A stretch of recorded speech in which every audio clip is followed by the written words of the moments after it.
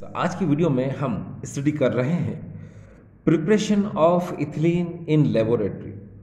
हम लेबोरेटरी में इथाइलिन और इथीन को किस तरह से प्रिपेयर करते हैं उसकी स्टडी हम कर रहे हैं। देखिए डियर स्टूडेंट्स, आपकी मोबाइल स्क्रीन पर आपको ये लेवल डायग्राम नज़र आ रहा है। इस लेवल डायग्राम को थोड़ा सा हम पहले देखें। देखिए डियर स्टूडेंट्स, ये यहाँ पर इसको हम लोग कहते हैं राउंड बॉटम फ्लास्क।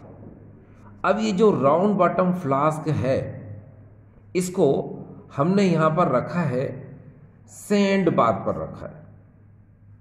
ठीक है, हमने इसको किस पे रखा है? Sand bath. ये ना, ये जो आपको नज़र आ रहा है ये, इसको हम लोग बोलते हैं क्या? Sand bath.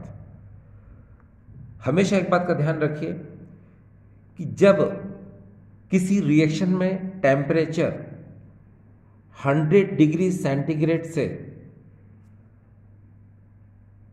कम होता है तो हम वाटर बाथ का यूज़ करते हैं।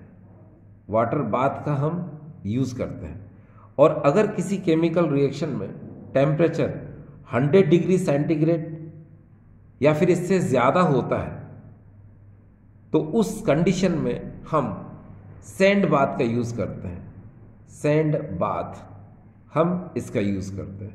तो यहाँ पर हमको जो नज़र आ रहा है ये देखिए, ये राउंड बॉटम फ्लास्क है और राउंड बॉटम फ्लास्क को हमने किस पे रखा है? यहाँ पर सैंड बाथ। इसका मतलब ये कि इस केमिकल रिएक्शन में टेम्परेचर 100 डिग्री सेंटीग्रेड या 100 डिग्री सेंटीग्रेड से ज़्यादा ही होगा, इसीलिए हमने यहाँ पर ये सैंड बाथ का यूज़ किया। ठीक है, अब देखिए यहाँ पर इस राउंड बॉटम फ्लास्क में ये थर्मामीटर लगा हुआ है। थर्मामीटर का यूज़ इसलिए हम करते हैं कि जब हमको टेम्परेचर राइज करना होता है, टेम्परेचर को बढ़ाना होता है, तो बर्नर के हेल्प से हम टेम्परेचर को बढ़ा देते हैं, जिससे थर्मामीटर से हमें पता चल जाता है। ठीक, और ये है ड्रॉपिंग फनल। ड्रॉपिंग फनल का यूज़ हम वहाँ करते हैं जहाँ पर हम ड्रॉप वाइज यानी कि बूंद बूंद करके ड्रॉप वाइज हम किसी भी लिक्विड और किसी भी सब्सटेंस को इस राउंड बॉटम फ्लास्क या किसी भी फ्लास्क में नीचे गिराते हैं। ठीक है, और ये है डिलीवरी ट्यूब। ये फर्स्ट यहाँ पर जो हमको जार नज़र आ रहा है जिसके अंदर हमने कंसंट्रेटेड H2SO4 ले रखा। याद रखिएगा ये कंसंट्रेटेड H2SO4 है। और दूसरे जार में यहाँ पर ये KOH सॉल्यूशन है। हम इसकी जगह पर NaOH सॉल्यूशन भी ले सकते हैं। ठीक है, और फिर ये है डाउनवर्ड डिस्प्लेसमेंट ऑफ वाटर, यानी कि जिसके थ्रू हम यहाँ पर एथिलीन गैस को क्या करेंगे? ऑब्टेन करेंगे। तो ये थोड़ा सा मैंने आपको यहाँ पर बताने की कोशिश की। देखिए डियर स्टूडेंट्स, अभी हम यहाँ पर लेबोरेटरी प्रिपरेशन पढ़ रहे हैं इथिलीन की। इथिलीन को हम लेबोरेटरी में कैसे बनाते हैं, लेकिन डियर स्टूडेंट्स सबसे पहले हम इसकी केमिकल रिएक्शन को देखेंगे, इसके बाद हम इसके डिस्क्रिप्शन को देखेंगे। ठीक है, और फिर हम उसके बाद उसके प्यूरिफिकेशन को देखेंगे। तो सबसे पहले हम यहाँ पर रिएक्शन की बात करते हैं। ठीक है, सबसे पहले हम केमिकल रिएक्शन को देखते हैं डियर स्टूडेंट्स। ये देखिए यहाँ पर सबसे पहले हम यहाँ पर क्या लेते हैं, ये देखिए बता दें आपको कि सबसे पहले हम यहाँ पर लेते हैं इथाइल अल्कोहल। ये देखिए ये है C2H5OH, और C2H5OH को हम रिएक्ट कराते हैं कंसंट्रेटेड H2SO4 के साथ। ये जो H2SO4 है ये है कंसंट्रेटेड H2SO4, और यहाँ पर हम टेम्परेचर लेते हैं 100 डिग्री सेंटीग्रेड से 110 डिग्री सेंटीग्रेड, ये इतना। तो इस टेम्परेचर पर क्या होता है ये देखिए, यहाँ ये जो H2SO4 है इसको हम ऐसे लिख सकते हैं H पॉजिटिव और HSO4 नेगेटिव। सिमिलरली हम यहाँ पर क्या कर सकते हैं, C2H5OH है तो यहाँ पर ये OH जो है क्या इस H के साथ ये वाटर मॉलिक्यूल का फॉर्मेशन करता है, और ये C2H5HSO4 के साथ इथाइल हाइड्रोजन सल्फेट का फॉर्मेशन करता है। ये देखिए C2H5HSO4, इसको हम लोग बोलते हैं इथाइल हाइड्रोजन सल्फेट। ये है इथाइल हाइड्रोजन सल्फेट, और साथ में आपने देखा कि यहाँ पर HOH वाटर मॉलिक्यूल का भी फॉर्मेशन होगा। ये देखिए, ठीक है।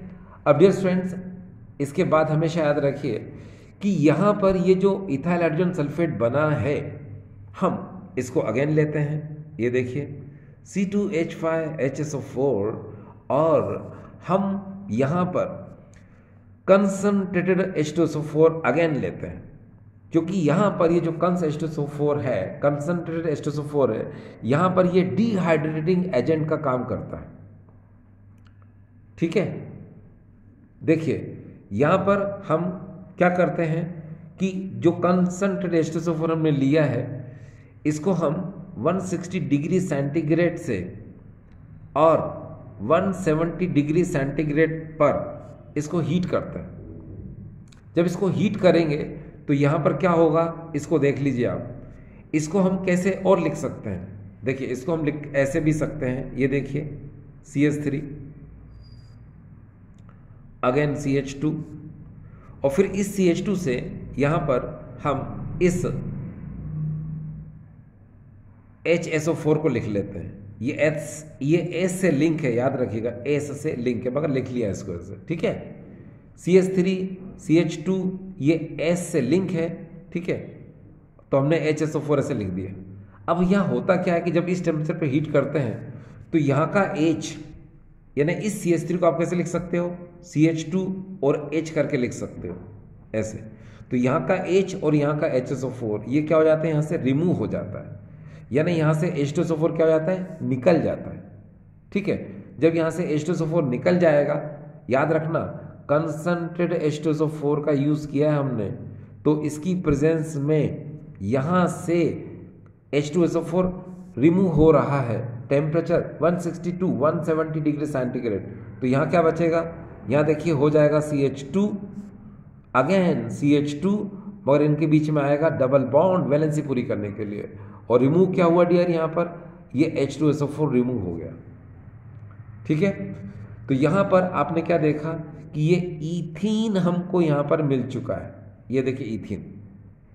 ठीक है, तो ये रिएक्शन समझ में आ गई आपको। एक बार फिर से देखिए, ये इथेनॉल यानी इथाइल अल्कोहल है, इसको हम कंसंट्रेटेड H2SO4 से रिएक्शन कराते हैं 100 degree centigrade to 110 degree centigrade, जिससे क्या होता है, यहाँ से वाटर मॉलिक्यूल ये एलिमिनेट हो जाता है, और यहाँ पर हमें मिलता है इथाइल हाइड्रोजन सल्फेट, जिसको हम कंसंट्रेटेड H2SO4 के साथ again 160 degree centigrade to 170 degree centigrade पर हीट करते हैं, जिससे क्या होता है कि यहाँ से HSO4 और यहाँ से H ये रिमूव हो जाता है और H2SO4 निकल जाता है, और यहाँ हमको जो फॉर्म होता है उसका नाम है ईथीन। तो इस तरह से डियर स्टूडेंट्स आपने क्या देखा कि ईथीन का फॉर्मेशन हो चुका है। देखिए डियर स्टूडेंट्स, हमेशा एक बात का ध्यान रखिए कि अगर हम लेबोरेटरी में ईथीन को बना रहे हैं तो कंसंट्रेटेड H2SO4 को हमें एक्सिस में लेना पड़ता है, यानी कि इसको हमें ज़्यादा क्वांटिटी में लेना पड़ता है। देखिए हमने यहाँ पर भी लिया और यहाँ पर भी लिया, मगर अल्कोहल को हमने सिर्फ यहीं पर लिया। ठीक है, तो इसलिए याद रखना, क्या आपको याद रखने की ज़रूरत है कि जब हम ईथीन का फॉर्मेशन करते हैं तो कंसंट्रेटेड H2SO4 ये एक्सेस में होना चाहिए, यानी इसकी ज़्यादा क्वांटिटी होनी चाहिए और इसकी कम। और गलती से अगर आपने इसको एक्सेस में ले लिया, अगर ज़्यादा क्वांटिटी इसकी हो गई और इसकी कम, तो याद रखना फिर ईथीन का फॉर्मेशन नहीं होगा, फिर जो फॉर्मेशन होगा वो होगा डाई इथाइल ईथर का, जिसको हम एनेस्थेटिक पर्पस के लिए यूज़ करते हैं, यानी कि बेहोश करने के लिए यूज़ करते हैं। ठीक है, तो मैंने क्या बताया आपको, अगर इसको एक्सेस में लिया है तो इथीन ही बनेगा, और अगर आपने इथाइल अल्कोहल को एक्सेस में ले लिया तो फिर क्या होगा, फिर वहाँ पर डाइथाइल ईथर बन जाएगा। ठीक है, तो ये मैं आपको एक्स्ट्रा बता देता हूँ सिर्फ नॉलेज के लिए, लेकिन एग्जाम में ईथीन के प्रिपरेशन में तो सिर्फ आपको यही लिखना है। चलो देखते हैं इसको, यहाँ पर मैं आपको नोट में समझाने की कोशिश करता हूँ। देखिए डियर स्टूडेंट्स, हम यहाँ पर क्या करेंगे, फिर से वही इथेनॉल C2H5OH को लेंगे, और उसके बाद हम यहाँ पर H2SO4 जो कि कंसंट्रेटेड है इसको लेंगे, और टेम्परेचर तो आप जानते ही हैं 100 degree centigrade to 110 degree centigrade. होगा क्या, ये H2SO4 को खोल दीजिए, HSO4 नेगेटिव में, तो यहाँ से वाटर मॉलिक्यूल एलिमिनेट हो जाएगा और अगेन यहाँ पर मिलेगा हमको C2H5HSO4 and water molecule like this. यहाँ इसका नाम है इथाइल हाइड्रोजन सल्फेट। अब देखिए यहाँ क्या होगा, अब इस इथाइल हाइड्रोजन सल्फेट को हम अगेन लेंगे, ये देखिए C2H5HSO4, और हम इथाइल अल्कोहल को मैंने बोला था हम एक्सेस में ले रहे हैं, तो हम इथेनॉल को, इथाइल अल्कोहल को अगेन लेंगे। तो देखिए इस तरह से इसको लिख देते हैं हम ये। लेकिन यहाँ टेम्परेचर थोड़ा सा हमें ध्यान रखना पड़ेगा कि जब इथेनॉल को हम अगेन लेते हैं, ठीक है, तो यहाँ टेम्परेचर होता है 140 डिग्री सेंटीग्रेड। तो यहाँ क्या होगा, यहाँ देखिए ये HSO4 एंड H, ये यहाँ से क्या होगा, रिमूव हो जाएगा। ठीक है, अगर ये इस तरह से रिमूव होता है तो क्या होगा, यहाँ पर हमें मिलेगा C2H5O C2H5 इस तरह से, ठीक है, और यहाँ से H2SO4 भी क्या हो गया, यहाँ से ये बाहर निकल गया। तो देखा आपने डाइथाइल ईथर का फॉर्मेशन हो गया। तो आपने यहाँ पर एक चीज़ को ध्यान दिया होगा कि अगर हम H2SO4 को एक्सेस में लेते हैं तो इथीन मिलेगा, और अगर हम इथाइल अल्कोहल को एक्सेस में लेते हैं तो डाइथाइल ईथर का फॉर्मेशन होगा। ये क्लियर आपको? अच्छा, देखिए डियर स्टूडेंट्स, जो अभी आपने इथीन को इस तरह से बनाया, यहाँ पर आपने 2 स्टेप का यूज किया, 1 एंड दैट इज अ 2, ठीक है। तो होता यह है कि हम इसको 1 स्टेप में भी बना सकते हैं। ये मैं आपको रिएक्शन के एंड में बता दूंगा, मतलब पूरे प्रोसेस के एंड में बता दूंगा कि 1 स्टेप में इसको हम कैसे कर सकते हैं। अभी हम इसकी शुरुआत करते हैं इस मेथड की, ठीक है। चलिए अब देखिए आपके सामने ये डायग्राम आ चुका है, और इस डायग्राम के थ्रू हम इसकी मेथड को समझने की कोशिश करते हैं। तो देखिए डियर स्टूडेंट्स, यहाँ क्या होता है, सबसे पहले हम यहाँ पर ये सैंड बाथ के ऊपर हम यहाँ पर ये राउंड बॉटम फ्लास्क लेते हैं, और इस राउंड बॉटम फ्लास्क में हम ये ड्रॉपिंग फनल लगा देते हैं, और इस ड्रॉपिंग फनल में हम 1 पार्ट इथाइल अल्कोहल और 1 पार्ट कंसंट्रेट H2SO4 लेते हैं इसके अंदर। किसके अंदर? इस ड्रॉपिंग फनल में, और साथ में इसमें थर्मामीटर भी लगा देते हैं। अब होता यह है कि जब हम इसको हीट करते हैं तो इसमें झाग बनता है, इसीलिए हम उसके अंदर Al2SO4 whole thrice, Al2SO4 whole thrice यानी एल्यूमिनियम सल्फेट मिला देते हैं इसके अंदर। साथ में इसके अंदर हम थोड़ा सा सैंड भी मिला देते हैं, सैंड, ये सैंड भी मिला देते हैं, ठीक है। क्यों? क्योंकि वो झाग को बनने से रोकता है, जिसको हम लोग बोलते हैं अवॉइड फ्रोथिंग, यानी कि जो झाग नहीं बनने देता रिएक्शन में, ठीक है। अब होता यह है कि जब हम इसको हीट करते हैं, हीट करने पर आपको पता है कि सबसे पहले क्या बनता है, आप जानते हैं। सबसे पहले यहाँ पर देखो ये रिएक्शन कैसे होती है, उसको थोड़ा सा देखें आप।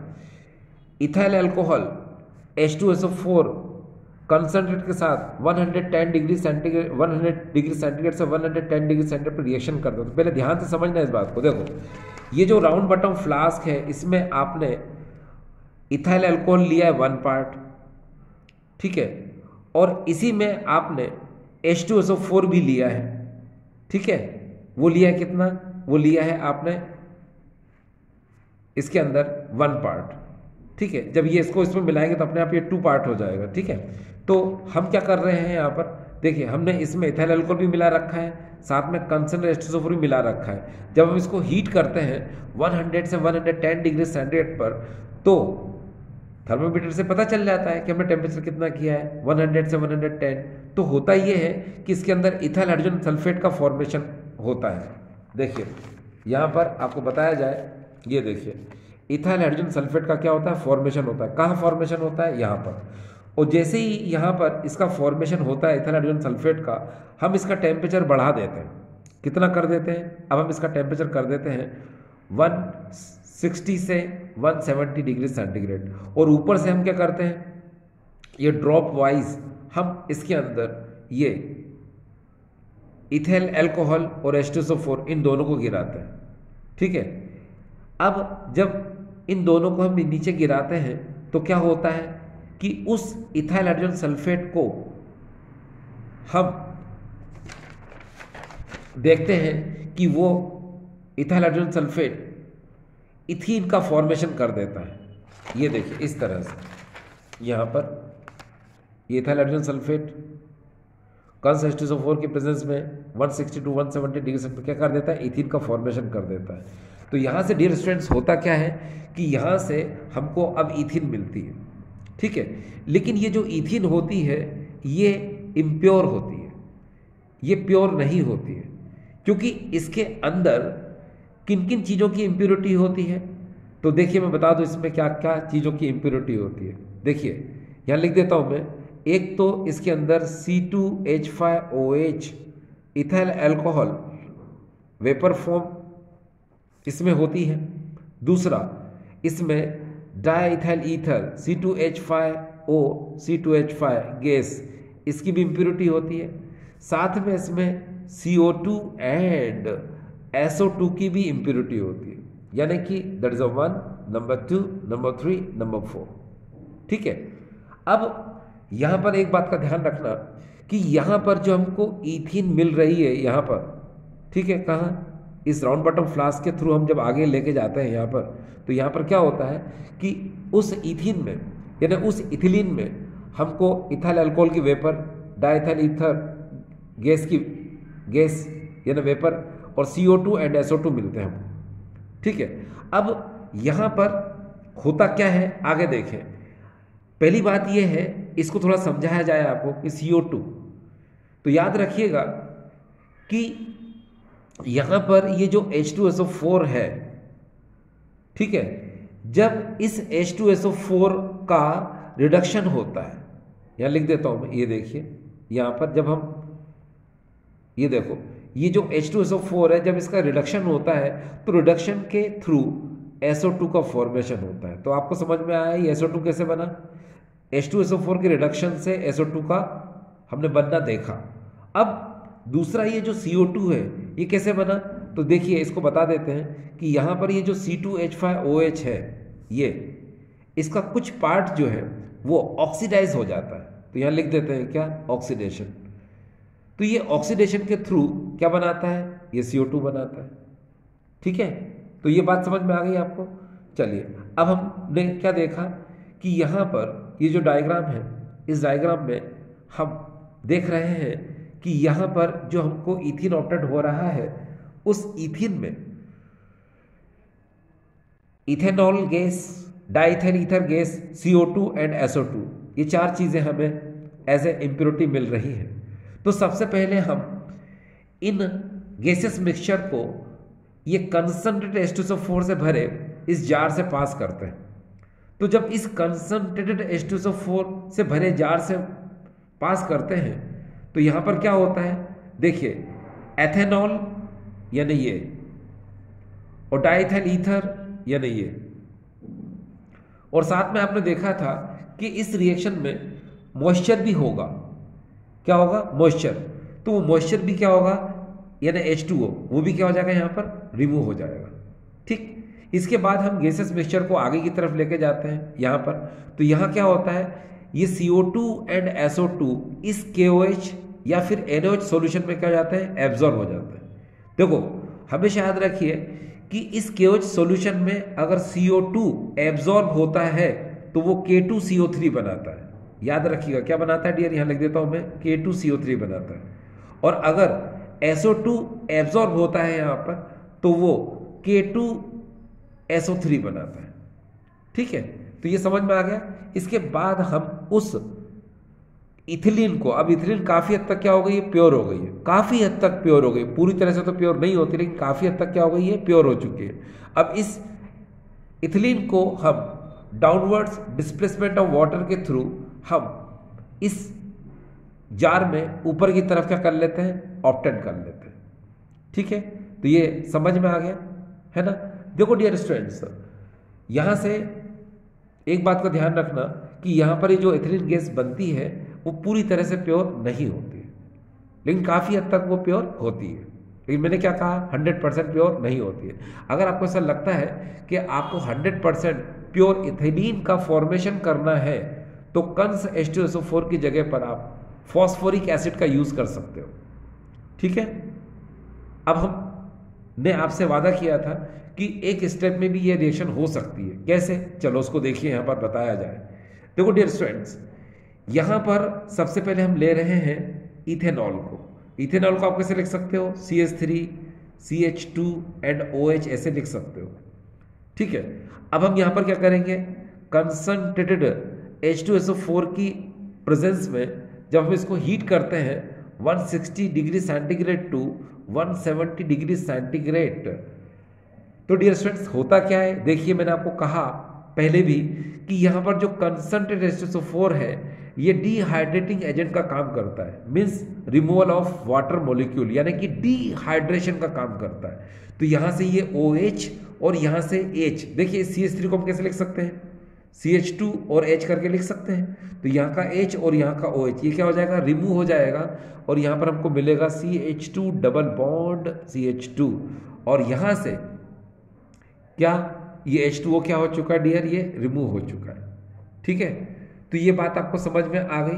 ठीक है, कि हम एक स्टेप में भी इस रिएक्शन को कर सकते हैं। लेकिन डियर स्टूडेंट्स, जब हम लेबोरेटरी प्रिपरेशन की बात करते हैं, ठीक है, तो लेबोरेटरी प्रिपरेशन में याद रखना कि जब आप इथीन का फॉर्मेशन करोगे तो यहाँ पर H2SO4 का एक्सेस में होना ज़रूरी है। देखिए यहाँ पर भी मैंने आपसे बताया था आपको, है ना, देखिए क्या बताया था मैंने आपको कि अगर आप इसकी रिएक्शन देखें, ये देखिए, तो यहाँ पर हमने H2SO4 को एक्सेस में लिया है, तब जाके इथिन बना है। और अगर हम यहाँ पर इथाइल अल्कोहल को एक्सेस में लेंगे तो क्या बन जाएगा, ईथर। तो भाई हमको ईथर थोड़े ना बनाना है, हमको तो इथिन बनाना है। ठीक है, अगर डायग्राम में भी अगर आप ध्यान से देखें तो डियर डायग्राम में भी आप देखेंगे कि H2SO4 आपको ज़्यादा मिलेगा, ठीक है, इथाइल अल्कोहल के कंपेरिजन में, क्योंकि H2SO4 हमको एक्सेस में लेना है। ठीक है, तो डियर स्टूडेंट्स आपको ये समझ में आ गया। ठीक है, आई होप डियर स्टूडेंट्स आपको ये समझ आ गया होगा। ठीक है, थैंक यू।